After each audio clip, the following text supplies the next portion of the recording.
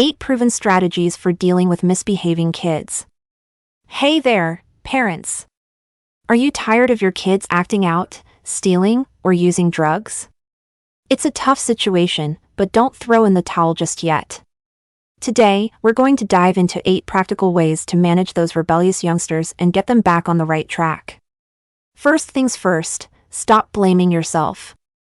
It's not about pointing fingers, it's about taking responsibility. You're here, watching this video, trying to improve your parenting skills. That's what matters. Give yourself a pat on the back for that. Next up, don't get sucked into arguments. When your kid slams the door or rolls their eyes, don't take the bait. Just give them a quick verbal warning and walk away. Trust me, it's not worth the headache. Now, let's talk about pull-ups. No, not the diaper kind. I mean giving specific instructions to avoid fights later. For example, hey, when you load the dishwasher, rinse the dishes first. It's like holding their hand and helping them get it right. You might have to do this a bunch of times, but stay patient and don't hold grudges. Remember, blaming and criticizing will only shut down communication. If you can keep the lines open most of the time, you're doing great.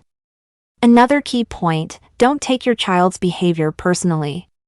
When they stomp off to their room or don't want to hang out with you, it's not an attack on you or your values. They're just going through a phase. Adolescents can really mess with their perception. Unless they're being verbally or physically abusive, try not to overreact. Now, let's talk about running your home. You've got to base it on your own belief system, not what everyone else is doing. If you don't think 16-year-olds should drink beer, stick to your guns. If lying and stealing are wrong in your book, make that a rule and hold your kids accountable. And here's the kicker, you've got to walk the walk. If you tell your kids not to lie but then bend the truth yourself, they'll see right through it. Be the role model they need.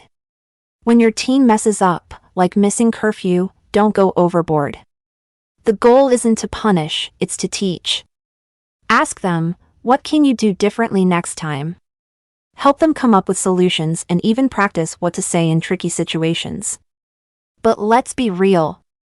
If your kid is being physically abusive, destroying property, stealing, or using drugs, you might need to bring in the big guns, like the police.